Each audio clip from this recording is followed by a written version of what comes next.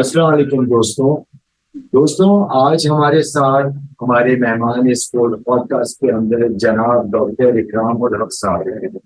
اکرام الحق صاحب کا میں تعارف کراتا چلوں۔ اکرام الحق صاحب جو ہے وہ ایڈوکیٹ سپریم کورٹ، اس کے ساتھ ساتھ 20 سے زیادہ کتابیں ان کے گریجویٹ کے اوپر ہیں، اور ٹیکس اینڈ لا پریکٹیشنر۔ اور ہم ان کے گرویدہ اس وقت ہوئے جب تقریباً 20 سال پہلے سے ان کے کالمز ہم بزنس ریکارڈر میں پڑھ رہے ہیں، تو جب ان کے کالم پڑھا کرتے تھے تو سمجھ یہ آتا تھا کہ یار یہ حل ایک شخص جو ہے وہ دے رہا ہے اور گورنمنٹ اس پہ امپلیمنٹ کیوں نہیں کرتی، اور اس کے ساتھ یہ بھی ذہن میں سوال آتا تھا کہ ایک ہی شخص کو یہ چیزیں کیوں نظر آتی ہیں، کسی اور کو یہ چیزیں کیوں نظر نہیں آتی ہیں۔ جو مسائل ہیں اکانومی کے، جو چیزوں کو صحیح لائن کے اوپر ڈالا جا سکتا ہے۔ تو اکرام صاحب بہت بہت شکریہ، آپ نے ٹائم دیا۔ بہت مہربانی، آپ نے مجھے موقع دیا کہ میں آج آپ کے ساتھ بات کر سکوں۔ غائبانہ تو آپ کے ساتھ خط و کتابت میڈیا پہ رہتی ہے، مگر کبھی ملاقات کا موقع نہیں ملا، تو آج بڑی خوش قسمتی ہے کہ آپ کے ساتھ کچھ اپنے خیالات کا اظہار کر سکوں۔ چلے بہت شکریہ اکرام صاحب۔ اچھا اکرام صاحب، جیسے میں نے اپنے دوستوں کو بتایا، دیکھنے والوں کو بتایا کہ آپ ٹیکس پریکٹیشنر، یہ آپ کا مین کام ہے، میجر کام ہے۔ ویسے تو آپ اکانومسٹ بھی ہیں، سب ہیں۔ تو یہ اگر ٹیکس کے اوپر ہم بات کریں تو اس کی ہسٹری ہے وے بیک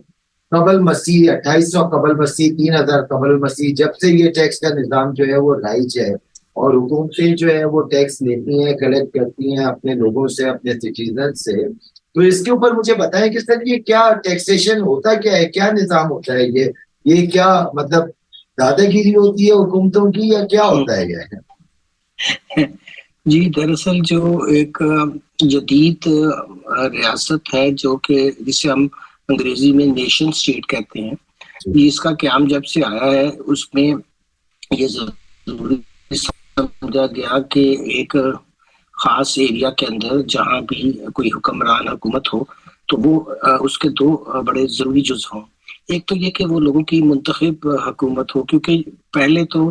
آپ کو پتا ہوگا کہ جب بادشاہ اور کلیسا ایک تھے تو بادشاہ ساری زمین کا مالک ہوتا تھا، اور کلیسا اور وہ مل کر لوگوں کو لوٹتے تھے۔ یہ نظام کم و بیش ساری جگہ پر ہی رہا، جہاں جگیرداری بھی رہی اور جہاں پہ کلیسا کا یعنی کہ مذہبی جو تھی لوگوں کے طبقات کا وہ عمل دخل بھی رہا۔ بعد میں جو ماڈرن نیشن اسٹیٹ بنی، اس کے اندر پہلی دفعہ یہ آئیڈیا جو تھا وہ ہوا پیش کہ دراصل حکومت جو ہے وہ ایک ریاست چلاتی ہے، اور ریاست جو ہے وہ حکومت کا ایک بڑا فریم ورک ہے، اس کے اندر ہی حکومت بنتی ہے، اور پھر وہ حکومت جو ہے وہ لوگوں سے منتخب ہو کر، یعنی کہ لوگوں کی اس کے پاس کم از کم اپروول ہونی چاہیے، پھر وہ کچھ محصولات ان سے حاصل کر کے لوگوں کے جو اخراجات ہیں، پبلک یعنی کہ گڈز ہیں، جیسے کہ آپ سمجھ لیجئے کہ جو ضروریات زندگی ہیں ان کو پرووائڈ کرنے کا ذمہ لیتی ہیں۔ تو ریاست ایک طرح سے ایک سوشل کانٹیکٹ کرتی ہے اپنے سٹیزنز کے ساتھ۔ اب اس میں جمہوریت بھی ہیں اور ایسی بھی ریاستیں ہیں جہاں اس طرح سے مروجہ جمہوریت نہیں ہے، مگر کوئی نہ کوئی حکومت وہاں ہوتی ہے، اور وہ پھر اپنے نظام کو چلانے کے لیے ٹیکسز بھی لیتی ہے۔ آپ جس جگہ پہ ہیں جہاں تو بہت عرصہ تک شخصی ٹیکس کا اب بھی کئی جگہوں پہ رواج نہیں ہے، اور اب تو وی اے ٹی تھوڑا بہت لگا ہے، ورنہ تیل کی آمدنی سے بھی ریاستوں کے پاس اتنا پیسہ تھا کہ وہ اپنے شہریوں کو لک آفٹر کرتے۔ زیادہ جدید طور پر یہ مغربی جمہوریت سے یہ جو ہم آج کا ٹیکس نظام دیکھتے ہیں، یہ مغربی جمہوریتوں میں بھی اس وقت آیا جب وہاں کلیسا اور بادشاہ کی جو تھی بہت صدیوں کی جو ان کا کنٹرول تھا چیزوں پر، مینز آف پروڈکشن پر اور پراپرٹیز پر، وہ ختم ہوا۔ اچھا، اور پھر اب اسی کو ہم آگے لے کے چلتے ہیں تو اس ٹیکسیشن آج کے نظام کے اندر ایک چیز regressive taxation, progressive taxation, direct taxation, indirect taxation, یہ دو حصوں میں ڈویژن ہوتی ہے۔ اور ہم اگر آج ہم اپنے ملک میں دیکھیں تو بہت زیادہ انحصار ہمارا انڈائریکٹ ٹیکسیشن کے اوپر ہے۔ تو اس کے بارے میں ڈاکٹر صاحب بتائیں کہ یہ مطلب جو انڈائریکٹ ٹیکسیشن ہے ہمارے ملک کے اندر یہ کیوں نقصان دہ اگر آپ سمجھتے ہیں اس کو نقصان دہ, اور یہ انڈائریکٹ ٹیکسیشن سے مسائل حل کیوں نہیں ہو پاتے؟ انڈائریکٹ ٹیکسیشن ہے, ہر ایک سے یہ ٹیکس لے رہے ہیں مگر مسئلے کا حل نہیں آ رہا ہے, تو یہ اس کی کیا وجہ ہے؟ یہ ان دونوں میں کیا فرق ہے سر؟ جی آپ نے بڑا پرٹیننٹ سوال پوچھا کہ عام طور پر ایسے ٹیکسز جس کا بوجھ جو ہے وہ عوام پہ یعنی کہ استعمال کرنے والے یعنی کنزیومرز پر پڑتا ہے, وہ سارے ہی انڈائریکٹ ٹیکسز ہوتے ہیں. یعنی کہ اس میں ٹیکسز جو ہیں وہ اس طرح سے ادا ہوتے ہیں کہ الٹیمیٹلی اس کا جو برڈن ہے وہ اس شخص پہ آتا ہے جو اس کو سروسز کو یا اشیاء کو استعمال کر رہا ہوتا ہے. یہ انڈائریکٹ ٹیکسز میں آپ نے دیکھا ہوگا کہ سیل ٹیکس اور وی اے ٹی بہت مشہور دو ٹیکس ہیں. اس کے علاوہ کئی جگہ پہ ایکسائز بھی اور اب سین ٹیکسز وغیرہ بھی لگائے جاتے ہیں. مگر ان سارے ٹیکسز میں آخری طور پر مثال کے طور پر اب سگریٹس ہے, اس کو ہیویلی ٹیکس کیا جاتا ہے دنیا میں, مگر اس کا ظاہر ہے کہ اگر آپ 70% ٹیکس لگائیں گے ٹوبیکو پہ, جو WHO کہتا بھی ہے, تو جو پینے والا ہوگا سگریٹ وہی اس کا بوجھ برداشت کرے گا. اب اس پہ ہے وہ پیتا ہے یا نہیں پیتا ہے, اس کو آپ انسینٹیوائز کرتے ہیں یا ڈس انسینٹیوائز کرتے ہیں, اس طرح کی چیزوں کے اوپر آپ ٹیکسز لگا کے, جس کو عام طور پر سین ٹیکسز بھی کہتے ہیں. اور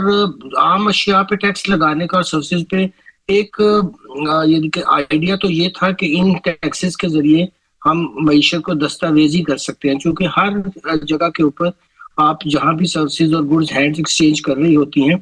اس سطح پہ آپ ٹیکس لگا کر کم از کم آپ کو دستاویزی معیشت مل جاتی ہے. مگر چونکہ ان ٹیکسز کا نقصان یہ ہوتا ہے کہ جن لوگوں کی محدود آمدنی ہوتی ہے ان کا یہ بڑا حصہ لیتے ہیں, اور جن لوگوں کی آمدنی جو ہے زیادہ ہوتی ہے اس کا یہ بہت کم حصہ لے پاتے ہیں. اس کے مقابلے میں جو شخصی ٹیکسز ہیں, انکم ٹیکس ہے, ویلتھ ٹیکس ہے اور انہیریٹنس ٹیکس ہے, جس طرح کے ٹیکسز ہم نے انلائٹنمنٹ کے زمانے سے ویلفیئر سوسائٹیز میں دیکھے ہیں, ان کا مقصد یہ ہوتا ہے کہ کنسنٹریشن آف ویلتھ جہاں ہو رہی ہے وہاں سے بڑا حصہ ٹیکسز کا لیا جائے اور اس کو پھر عام لوگوں کے فائدے کے لیے استعمال کیا جائے. پاکستان میں تو اس کا دوہرا نقصان ہے. ایک تو جو اشرافیہ جس کے پاس بہت زیادہ آمدنی ہے وہ شخصی ٹیکس دیتے ہی نہیں ہیں اور کوئی ان سے لینے کو تیار بھی نہیں ہے. دوسرا یہ کہ وہ اپنے لیے بہت سی مراعات انہوں نے رکھی ہوئی, ایگزمپشنز, کنسیشنز, پورا لا بھرا ہوا ہے ان کی مراعات کے ساتھ. تیسرا یہ کہ وہ پھر جو ٹیکس پاس آن کرتے ہیں اس کو بھی صحیح رپورٹ نہیں کرتے ہیں اور بہت سا حصہ اس کا بھی جیب میں ڈال لیتے ہیں. سو عوام تو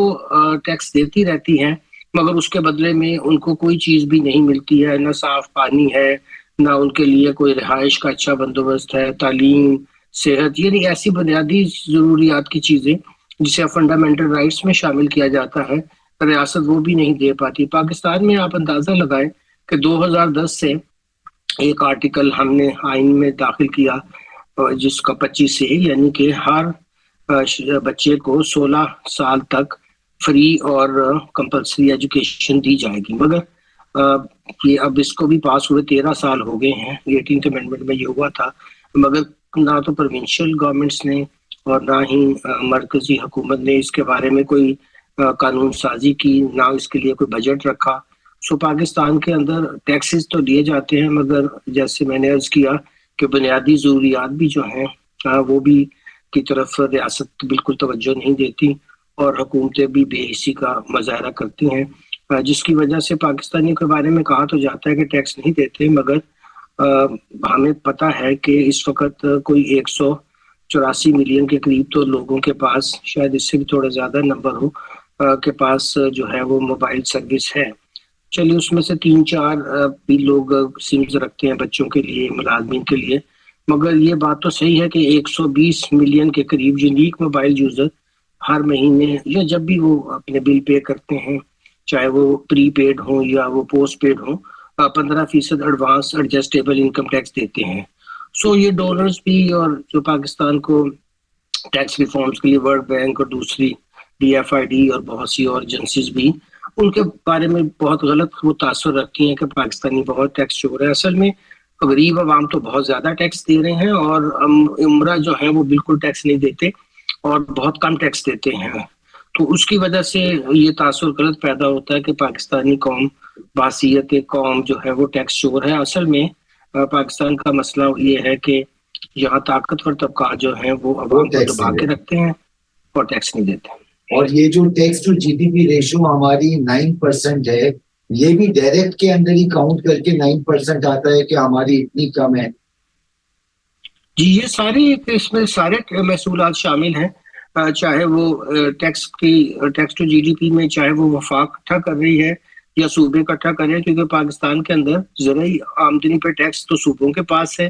اور جو اس کے علاوہ ہے وہ وفاق کے پاس ہے. سروسز کا ٹیکس صوبوں کے پاس ہے اور جو اشیاء پہ سیل ٹیکس ہے وہ وفاق کے پاس ہے. یہ سارا جب اکٹھا کرتے ہیں تو پھر بھی ہماری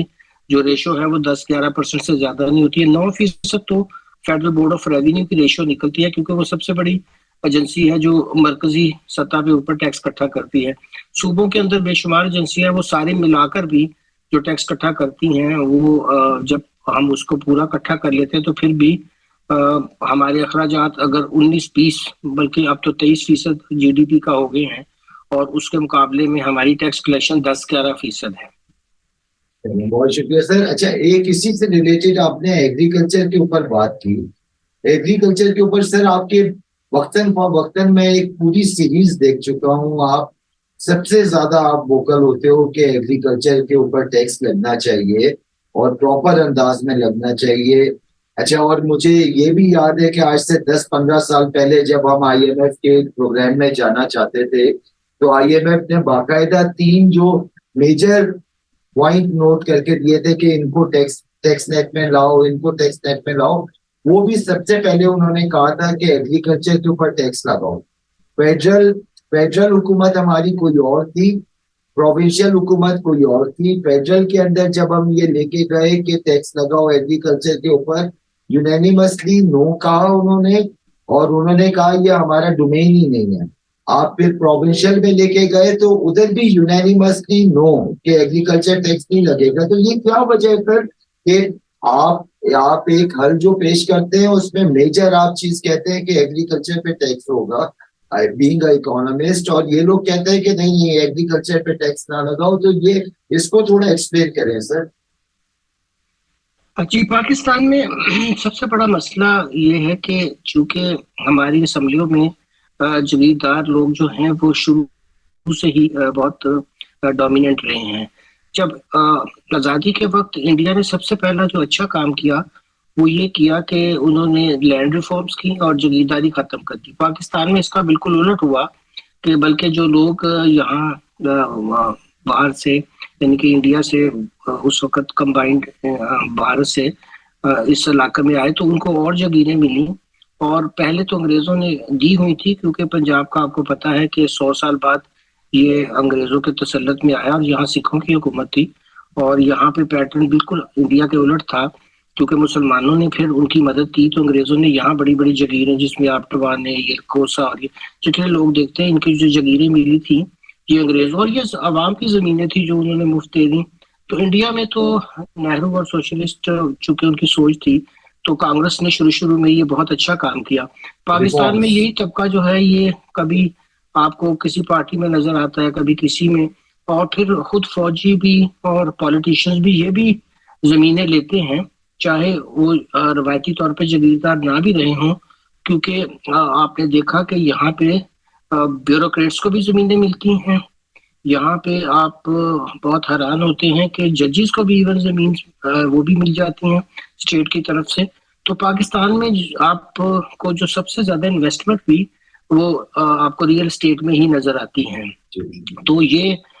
بہت ایک مسئلہ ہے یہاں پر کہ ہم انڈسٹریلائز بھی اس لیے نہیں ہو سکے کہ بہت زیادہ یا تو ہم سوسائٹیز بنا رہے ہیں کیونکہ ایگریکلچر لینڈ پر اب وہ بھی ختم ہو رہی ہے. تو ٹیکس نہ لگانے کی بڑی وجہ یہ تھی کہ یہاں جگیردار طبقہ نہیں چاہتا کہ وہ اپنی اس آمدنی پہ, کیونکہ وہ سارے زیادہ تر آپ کو پتہ ہے کہ ایبسینٹی لینڈ لارڈز ہیں, ان کے یا تو مزارے کام کرتے ہیں یا ایسے لوگ شہروں میں اب آ کے آباد ہیں اور وہ اپنا پر ایکڑ دے دیتے ہیں اور اس کے لیے اس کا رینٹ لے لیتے ہیں اور یہاں اچھی زندگی گزارتے ہیں. جو لوگ بیچارے بے زمین ہیں جو محنت کرتے ہیں اس کے اوپر, ان کی تو زندگی ویسے بھی جیرن ہے. ایک تو ان کو ہر چیز پہ ٹیکس بھی دینا پڑتا ہے, اور آپ نے دیکھا کہ اب جو ہمارے ہاں انفلیشن کے نمبر آ رہے ہیں تو ہماری شہری علاقوں کی بجائے ہمارے دیہی علاقوں میں جو فوڈ انفلیشن ہے وہ کہیں زیادہ ہے. حالانکہ یہ تو فوڈ سیکورٹی کے گارڈ ہوتے تھے, یہاں تو لوگ سال کی گندم سے ہی اپنی ساری زندگی کی ضروریات پوری کر لیتے تھے. تو آہستہ آہستہ آپ نے دیکھا کہ اس نظام کا یہ نقصان ہوا کہ چونکہ ہم نے وہاں سے بڑے بڑے جاگیرداروں کو ٹیکس نہیں کیا سینٹری لینڈ لارڈ سے, اس پیسہ وہ آتا تو اس سے ہم بہت سی انڈسٹریلائزیشن کر سکتے تھے, سوشل سیکٹر پہ پیسہ خرچ کر سکتے تھے. اور ایک تو وہ امیر سے امیر تر ہوتے گئے, ان میں سے ساؤتھ پنجاب میں سندھ کے بہت سے علاقوں میں وہ پیر بھی ہیں, جاگیردار بھی ہیں اور سیاستدان بھی ہیں. ایک تو ان کا بہت سی پارٹیوں پہ قبضہ ہے, دوسرا وہ ٹیکسز بھی نہیں دیتے اور وہ کوئی ٹیکس لگنے بھی نہیں ایسا دیتے. بھٹو صاحب نے آخری سال جو 1977 تھا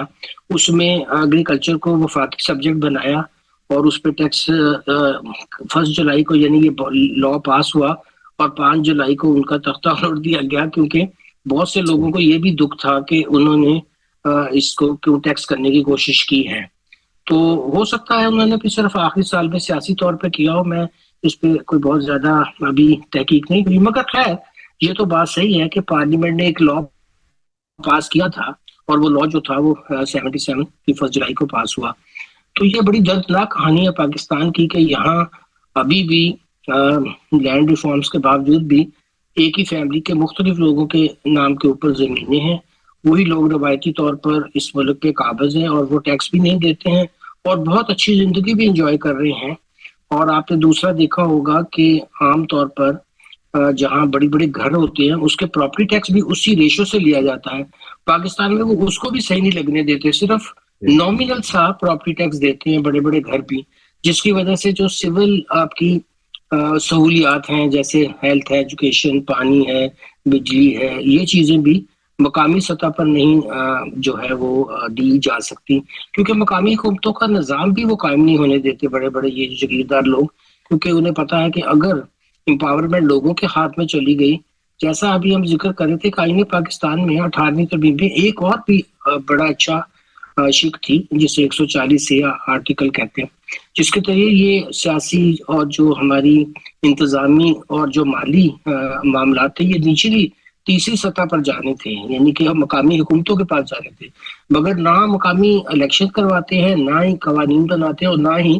اصل طور پر ان کو طاقت دیتے جاتے ہیں عام عوام کو. کیونکہ یوزلی ان تیسری سطح سے جو پراپرٹی ٹیکس آتا ہے اس سے مقامی حکومتیں ہیلتھ, ایجوکیشن, روڈ, انفراسٹرکچر اور یہ جو سیوک ایمینٹیز ہوتی ہیں اس کو پورا کر لیتی ہیں. وہ بھی نہیں ملتا اور بڑے بڑے شہروں میں پیسہ لگ جاتا ہے جو وفاق صوبوں کو دیتی ہے, اور غربت ایسا ساؤتھ پنجاب اسی طرح غریب رہے گا, سندھ کے وہ علاقے جہاں پہ جاگیردار ہیں اسی طرح غریب رہیں گے, کیونکہ وہاں کا نظام ایسا ہے کہ وہ لوگ خود بھی ٹیکس نہیں دیتے اور لوگوں کو بھی نہیں ان ٹیکسز کا فائدہ پہنچنے دیتے. تو اکرام صاحب کیا آپ یہ سمجھتے ہیں کہ root cause of all Evans جو ہے وہ یہ جاگیرداری نظام اور یہ جو فیوڈل جو قابض ہیں اس پورے سسٹم کے اوپر, یہ ہماری جڑ ہے ساری ایونز کا؟ یہ بالکل جمہوریت کا جو تصور ہے وہ جاگیرداری کے تو بالکل الٹ ہے, کیونکہ جاگیردار تو طاقت کے ذریعے اپنا کنٹرول رکھنا چاہتے ہیں, عام لوگوں کو کسی طرح کی شراکت داری نہیں دینا چاہتے ہیں, چاہے وہ وسائل میں ہو, چاہے وہ سیاست میں ہو, چاہے وہ انتظامی معاملات میں ہو. تو جمہوریت نام سے آپ کہنے سے تو نہیں ہوتی, ایسنس میں کئی دفعہ لکھ چکا ہوں کہ پاکستان کا آئین شاید دنیا کے بہترین جو ہے ایسے قانونوں میں شامل ہو, مگر اس پہ عمل درآمد اس لیے نہیں ہوتا کہ جو اوپر جاگیردار کی سوچ ہے وہ تو چاہتے ہیں کہ کسی طریقے سے بھی عوام تک جمہوریت کا فائدہ نہ پہنچے. اب جیسے چائنا بھی اپنے آپ کو پیپلز ڈیموکریسی کہتا ہے, لوگوں کو کم پتہ ہوگا کہ وہاں کی جو پیپلز آرمی تھی اس نے سخت حالات میں کتنے ڈیمز بنائے, کتنی زمینیں آباد کی, لیکن ہمارا تو ابھی بھی کلونیل سٹرکچر ہے, چاہے فوج کا ہو, چاہے بیوروکریسی کا ہو, چاہے وہ دوسرے معاملات کا ہو. ہم نے وہ تو ان کو ایک خاص مخصوص طریقے کے لیے چاہیے تھے, یہ جاگیردار لوگ اپنے ٹوڈی چاہیے تھے, ان کو ایک خاص قسم کا نظام چاہیے تھا. ہم نے بالکل اس میں کوئی تبدیلی نہیں کی, اور آپ نے صحیح فرمایا کہ یہ جو جاگیردار نظام کی ٹوٹل ایسنس ہے یہی دراصل عوام دشمن بھی ہے, اور یہ ملک میں جو افراتفری ہمیں نظر آتی ہے ایک مسلسل का आप देखते हैं कि परपेचुअल लड़ाई रहती है, उसकी वजह भी यही है क्योंकि इसमें ये होता है कि आप कानून की अमलदारी से ज्यादा ताकत और जोर के जरिए से चीजें हासिल करना चाहते हैं। लिहाजा ऊपर के तबका चाहते हैं कि हम ज्यादा जोर जबरदस्ती से जो सबसे ज्यादा जिसके पास ताकत है वो सबसे ज्यादा ले। इसीलिए लोग ये बात करते हैं कि भाई आपने इतनी जमीनें दी हैं, तो हारियों को तो जमीनें नहीं दी गई। आपको याद होगा कि एक ब्यूरोक्रेट मसूद खदरपोश साहब ने एक रिपोर्ट लिखी थी जिसमें उन्हें बेजमीन हारियों की जो थी तकलीफों को पाकिस्तान में उसका डॉक्यूमेंट किया, दस्तावेज किया, मगर जमीनें मिली हैं जर्नैलों को, जमीनें मिली हैं जजों को, जमीनें मिली हैं हमारे ब्यूरोक्रेट्स को, जमीनें मिली हैं ताकतवर तबकों को, और उसी वजह से फिर उनका रियासत के वसाइल पर भी कंट्रोल है। अब आप देखिए इसी जमीन से वो आगे फिर उन्हें शुगर मिलें बना ली हैं, इन्हीं से वो उन्होंने अपनी आगे टेक्सटाइल मिलें बना रही हैं, तो वो जो थोड़ी बहुत इंडस्ट्री है उस पर भी वही लोग काबिज है, और फिर वो इलेक्शंस में भी आ जाते हैं, वहां भी आकर वो जीत जाते हैं। तो वो किसी तरह की कोई ऐसी कानून साजी क्यों करेंगे जो अवाम के फायदे की हो, क्योंकि पाकिस्तान में तो कोई जिसे अवामी ताकत की कोई जमात कहते हैं, वो एक जमाने में पीपल्स पार्टी का कुछ आप कह सकते हैं कि इस तरफ रुझान हुआ था, मगर वो भी थोड़े दिनों बाद ही दूसरे इलेक्शन में भुट्टो साहब ने भी फिर दोबारा जागीरदारों को ही उन्होंने टिकटें दी, और वो एक फेज बड़ी जल्दी से खत्म हो गया, और उनके इर्द गिर्द जो अच्छे लोग थे आपको पता ही है वो सब उन्होंने, चाहे वो ए रहीम साहब थे, चाहे डॉक्टर बशीर हसन थे, चाहे उन सबको उन्होंने तितर बितर कर दिया। सर भुट्टो पावर में और भुट्टो पावर के बगैर दो फर्क थे। भुट्टो ने एक्सप्लॉइट किया बुरी तरह से ये जितने भी सोशलिस्ट थे, और जब वो पावर में आ गया तो वो बिल्कुल नया रूप था। ये बिल्कुल आपने सही निशानदेही की। तो मगर ये जो आप ये बातें कर रहे हैं, तो ये जो मतलब जिनके पास रिसोर्सेज हैं, जिनको हम आज के लीडर्स जो है कहते हैं कि मुझे इलेक्टेबल चाहिए अपनी जमात के लिए, तो इसका तो मतलब डॉक्टर साहब ये हो गया कि कोई भी हो जाए, और इन पार्टियों में अगर जागीरदार ही अंदर जा रहे हैं पार्लियामेंट में, तो कोई चेंज इस तरह तो फिर पॉसिबल ही नहीं होगा, चाहे वो XYZ किसी की भी हुकूमत आती रहे।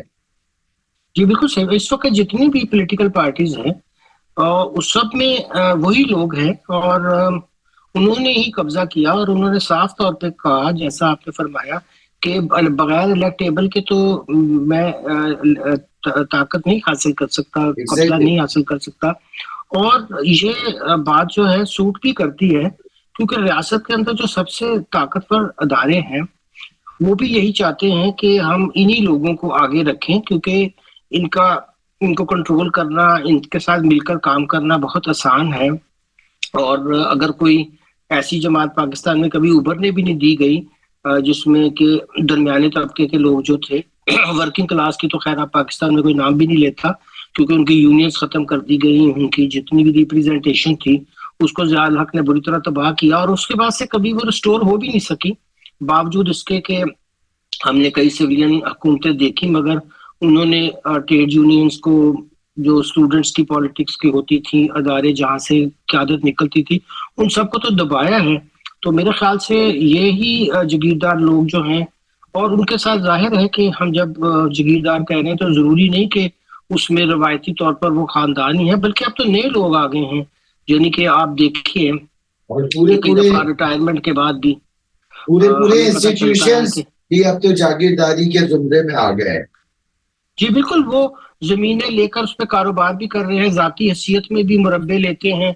और इसके अलावा भी उनको बेशुमार जमीनें अलॉट होती रहती हैं, चाहे कोई उसमें आप वजह तलाश करने की कोशिश करें तो वो भी आपको नहीं मिलती हैं। तो इस लिहाज से देखा जाए तो हजारों एकड़ जो अभी भी पड़ी है खाली, उसको भी लीज पे पिछले दिनों पंजाब गवर्नमेंट ने फिर एक अदारे को ही दिया कि आप इसको इस्तेमाल करें। तो इससे यूँ लगता है कि जो हमारी सियासी हुकूमतें हैं या हमारी गैर मुंतखब हुकूमतें हैं, वो भी यही चाहती हैं कि ये जमीन जो लोगों के फायदे के लिए इस्तेमाल हो सकती है, उसकी बजाय वो कंट्रोल के तौर पर उसको अपने पास रखें। और इस तरह लोग जो हैं, अब पाकिस्तान में इस वक्त तो एक 5 मरले का घर भी बनाना किसी फैमिली के लिए इतना मुश्किल कर दिया गया है कि हमें अंदाजा ही नहीं हो रहा کہ آگے جا کر لوگ بیچارے کیسے سروائیو سر کریں گے. آپ گھر بنانے کی بات کر رہے ہیں یا 2 وقت کی روٹی مشکل ہو گئی ہے جی جی جی عام میں یہ آدمی کے؟ کہتا ہوں کہ بہت جو اچھی تنخواہ بھی لے رہے ہیں لوگ درمیانے طبقے, وہ بھی گھر بنانے کا خواب نہیں سوچ سکتے. آپ نے صحیح فرمایا, وہ تو یہ طبقہ تو بہت نیچے کی طرف اب موو ہو رہا ہے کہ ان کو جلد ہی چاہتے ہیں کہ شاید جو تھوڑا بہت جو درمیانہ طبقہ تھا وہ بھی غربت کی طرف اس کو دھکیل رہے ہیں بڑی بری طریقے سے. کیونکہ جن ملکوں میں تھوڑی سی جمہوریت کے ساتھ ترقی ہوئی ہے, اس میں انڈیا بھی شامل ہے, ہمیں وہاں کی جو بدترین حکومتوں کے رویے ہیں اس کو تو کنڈیم کرنے چاہیے, مگر ایک دو باتوں کو اپریشیٹ بھی کرنا چاہیے کہ وہاں جمہوریت کا یہ فائدہ تو ہوا ہے کہ وہاں مڈل کلاس بڑی ہے, ایجوکیشن میں بہتری آئی ہے, ہیومن سکل بہتر ہوئی ہے, جس کی وجہ سے ان کی اکانومی بھی گرو کر رہی ہے, اور وہاں پہ ریاستی اداروں کا عمل دخل بھی نہیں ہے سیاست میں. اس کی وجہ کے پیچھے جاگیرداری بھی نہیں ہے. ٹھیک کہہ رہے ہیں سر. اچھا اکرام صاحب, یہ ابھی ہم پاکستان کے بارے میں, پاکستان کے اکنامکس اور یہ بات کر رہے تھے. ایک میں تھوڑا گلوبل لیول پہ میں آنا چاہ رہا ہوں اور ایک سوال پوچھنا چاہ رہا ہوں. وہ یہ کہ پاکستان میں جب ہم مہنگائی کی بات کرتے ہیں, یہ جو انفلیشن والا فینومینا ہے یہ اس وقت ورلڈ وائڈ ہے. پاکستان میں جب آپ بات کرتے ہیں تو ہم بات کر لیتے ہیں کہ ڈالر جو ہے وہ اسٹرانگ ہو رہا ہے, پاکستانی روپے کی جو ہے قدر کم ہو رہی ہے, اس لیے مہنگائی آ گئی. مگر آپ امریکہ میں جاؤ وہاں بھی یہی انفلیشن, یورپ کے کسی ملک میں چلے جاؤ وہاں بھی یہی انفلیشن, مگر پوری دنیا اس وقت انفلیشن کے لپیٹ میں ہے. تو میں یہ میں پوچھنا چاہ رہا تھا, یہ کیا فنومینا ہے سر کہ پورے دنیا کے اندر انفلیشن اس وقت اتنی زیادہ ہائپر انفلیشن ہوا ہے, تو یہ کیا فنومینا آیا ہے پوری دنیا کے اندر؟ یہ اس کی وجہ کیا ہے سر؟ یہ کووڈ کے بعد زیادہ نظر آیا ہے یہ سامنے. جی جی جی سپلائی چینز جو تھی کووڈ کے زمانے سے جب ڈسٹرب ہوئی تو آپ نے دیکھا کہ ایک جنرل ریسیشن تھا اس وقت دنیا میں. اب بہت سی حکومتیں جن کے پاس پیسہ تھا انہوں نے اپنے لوگوں کی مدد کی, چونکہ ظاہر کام بند تھے, اور ان کو کیش جو تھی سپورٹس بھی دی گئی. اب وہ پیسہ جب ظاہر ہے چاہے امریکہ ہو چاہے پاکستان ہو یا کوئی اور ملک ہو, جب آپ اس طرح کی چیز کرتے ہیں تو اکثر میں آپ مزید سرکولیشن ان منی کر رہے ہوتے ہیں. جب آپ سرکولیشن ان منی کر رہے ہوتے ہیں تو اس کا نتیجہ الٹیمیٹلی سارے ہی اکانومسٹ جانتے تھے کہ پوسٹ کووڈ پیریڈ میں انفلیشن تو آئے گی, اور جب انفلیشن آتی ہے تو ان ملکوں میں ایک اور ہمارے میں بہت واضح فرق ہے کہ وہاں پھر جو ان کے سینٹرل بینک ہے وہ اس کو کنٹرول کرتے ہیں کہ وہ اس کی ڈیمانڈ جو ہوتی ہے اس کو اپنے انٹرسٹ ریٹ کے ساتھ کنٹرول کرنا شروع کرتے ہیں. اور وہاں چونکہ دستاویزی معیشت ہوتی ہے, جو جنرل اکنامکس کے پرنسپل ہیں وہ کام کر رہے ہوتے ہیں, تو آہستہ آہستہ اب آپ نے دیکھا کہ امریکہ میں جس طرح خیال تھا کہ وہ 2023 اور 2024 میں بہت بڑے ریسیشن میں چلے جائیں گے, اس کو انہوں نے بڑی حد تک اس پہ کنٹرول کر لیا ہے. اور سینٹرل جہاں تک ای یو کے ریجن کا تعلق ہے وہاں پہ بھی انٹرسٹ ریٹ بہت بڑھائے بینکوں کے, اور انہوں نے اس کو کیا ہے. دوسرا بہت بڑا فینامنا آیا جب یہ یوکرین کی وار ہوئی ہے اور رشیا نے حملہ کیا ہے, تو اس سے بھی دنیا کے اندر سپلائی چینز بہت بری طرح متاثر ہوئی ہیں. جب وہ بہت بری طرح متاثر ہوئی ہیں تو پھر ڈیمانڈ اینڈ سپلائی کے قانون کے لحاظ سے آپ کو پتا ہے کہ قیمتیں بڑھتی ہیں, اور اس کی وجہ سے بھی ابھی وہ تکلیف جو ہے دنیا میں یہ جو جنگ کی وجہ سے ہے وہ ختم نہیں ہوئی ہے. آپ نے دیکھا کہ کل بھی G7 والوں نے رشیا پہ مزید پابندیاں عائد کی ہیں, اور یہ وار جو ہے پھر جب ہوتی ہے تو اوبویسلی معیشت پہ اس کا بہت برا اثر پڑتا ہے اور سپلائی چینز بھی بری طرح متاثر ہوتی ہیں. اور پاکستان میں جہاں تک ہے میں کہتا ہوں کہ یہاں پہ انفلیشن ڈیمانڈ سے زیادہ یہاں پہ کاسٹ پش زیادہ ہوتی ہے, کیونکہ ایک طرف تو پاکستان کے اندر ہم بہت زیادہ ٹیکسز لگاتے ہیں, بہت زیادہ بد نظمی ہوتی ہے. کاسٹ آف انرجی پاکستان میں ہائیسٹ اس لیے ہے کہ ایک تو ہم نے اس میں بہت زیادہ کرپشن, پھر جو آپ نے دیکھا ہوگا کہ پلانٹس جو لگے ہوئے ہیں ان کو فکس کیپیسٹی چارجز ہم دیتے ہیں, اور گرمیوں میں ہماری ڈیمانڈ بہت بڑھ جاتی ہے, سردیوں میں بالکل ختم ہو جاتی ہے. یعنی کہ اس کا جو بنانے کی کاسٹ ہے وہ اس لیے زیادہ ہے کہ اس میں بہت سی انیفیشنسیز اور انکمپیٹنس اور کرپشن کا ایلیمنٹ ہے، اور اس سے پھر چیزوں کی قیمتیں بڑھتی ہیں. تو یہ جو کاسٹ پش والی ایلیمنٹ ہے، اس کو عام طور پر ہمارے پاکستان میں بھی وہی فارمولہ استعمال کرنے کی کوشش کی جاتی ہے جو میں نے عرض کیا ان ملکوں میں جو اسٹیبلش ہے. وہ جب انٹرسٹ ریٹ بڑھاتی ہے اسٹیٹ بینک، تو اس کا بجائے فائدہ ہونے کے الٹا نقصان ہوتا ہے، کیونکہ جیسے جیسے انٹرسٹ ریٹ اوپر جاتے ہیں بزنسز اور نیچے چلے جاتے ہیں، اور جو بزنس سروائیو نہیں کر پاتے تو ان امپلائمنٹ ہوتی ہے اور زیادہ ہم ریسیشن کی طرف جانا شروع ہوتے ہیں. تو یہ پاکستان کا بہت بڑا مسئلہ ہے کہ یہاں کی جو اکانومی ہے وہ اتنی رینٹ سیکنگ پہ، پھر اتنی انیفیشینٹ ہے، اتنی اس میں آپ خرابیاں دیکھتے ہیں. اور یہ کئی سالوں سے ایک بیسک انرجی کا ہی مسئلہ ہم اب آپ دیکھیے کہ مڈل ایسٹ میں کتنی زیادہ جو ہے کنزمپشن ہے انرجی کی. ایک گرم ملک ہے یہاں بہت زیادہ، مگر آپ اس کے لحاظ سے کاسٹ دیکھیں اور یہاں آپ لوگوں کے لیے تو اب بزنس چلانا بھی اس طرح کی کاسٹ آف ڈوئنگ بزنس کے ساتھ ناممکن ہے. تو انفلیشن دنیا میں آپ نے صحیح فرمایا کہ وہ ہے، ابھی کچھ دیر رہے گی، مگر حکومتیں اس کا کچھ بندوبست بھی کر رہی ہیں اور کئی جگہ اس کو کامیابی سے وہ اس کو روک بھی رہی ہیں. مگر ہمارے ہاں تو بہت ہی اس کے ساتھ جو ہے وہ لوگوں کے ساتھ زیادتی ہو رہی ہے. پھر آپ دیکھیں کہ بیچ میں ایسے طبقات ہیں جو منافع خوری، اور اس میں بھی زیادہ کوئی جس طبقے کا ہم ذکر کر رہے تھے جن کے پاس وسائل ہیں، وہ کبھی گندم روک لیتے ہیں، کبھی شوگر روک لیتے ہیں، کبھی جو عام چیز کی چیزیں ہیں استعمال کی وہ روک لیتے ہیں. پھر یہ اسمگل بھی ہوتی ہیں، آپ کو پتا ہے افغانستان میں کھانے پینے کی چیزیں پاکستان سے ہی جاتی ہیں، اس کو بھی ہم سٹریم لائن کرنے کی کوشش نہیں کرتے ہیں، اور نتیجتاً پھر لوگوں کی زندگی مشکل سے مشکل تر ہوتی جاتی ہے. ٹھیک. اچھا ڈاکٹر صاحب، میں ہر اپنے مہمان سے ایک سوال پوچھتا ہوں آخری کے اندر، وہی میں آپ سے بھی کروں گا. کیا پاکستان سے ہوپ فل ہیں آپ؟ پاکستان میں کوئی چینج ممکن ہے سر ان تمام جو لوازمات پاکستان کے ہیں ان کے ساتھ؟ تو پاکستان کے جو پازیٹیو پوائنٹ ہے اس میں دو چیزوں کا ذکر کرنا بہت ضروری ہے.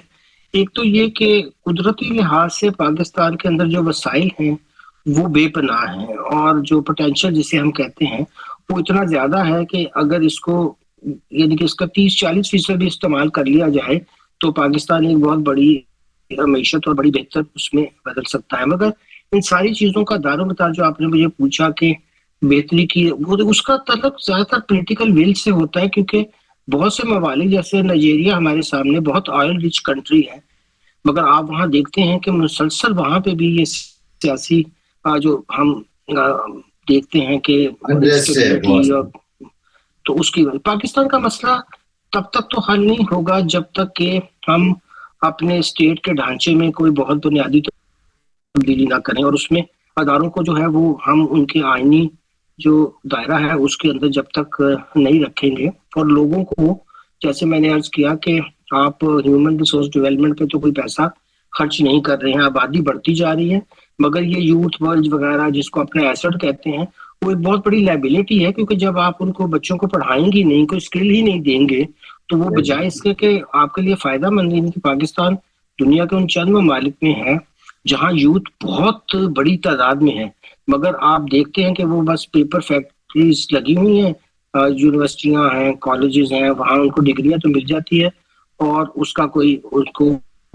فائدہ نہیں ہے. تو پاکستان کے اندر میں یہ تو نہیں کہوں گا کہ اس ملک میں بہتری کے کوئی امکانات نہیں ہیں، ہر خرابی میں بھی ایک بہتری کی صورت مضمر ہوتی ہے، اور بہت سے ممالک جو ہیں وہ بہت لو اسٹیپ پہ جا کر کے وہاں سے اپنی اچھی جرنی شروع کرتے ہیں. اب اچھی بات یہ ہے کہ لوگ ڈیبیٹ کرتے ہیں مختلف میڈیا پہ، اس کے بارے میں بات ہونی شروع ہوئی ہے. سوشل میڈیا اب ظاہر ہے کہ اس پہ اس طرح حکومتی اور ریاستی کنٹرول نہیں ہو سکتے ہیں، تو شعور کا تو جہاں تک تعلق ہے، جہاں تک سوالات اٹھانے کی بات ہے، جہاں تک معاملات کو ڈسکس کرنا، حل پیش کرنا، اس کی تو پاکستان میں کوئی کمی نہیں ہے. مگر ریاستی ڈھانچہ جو ہے اور سیاسی ڈھانچہ جو ہے اس کے اندر تبدیلی، جیسا ہم نے شروع میں کہا کہ جو طاقتور طبقات ہیں جب تک ان کو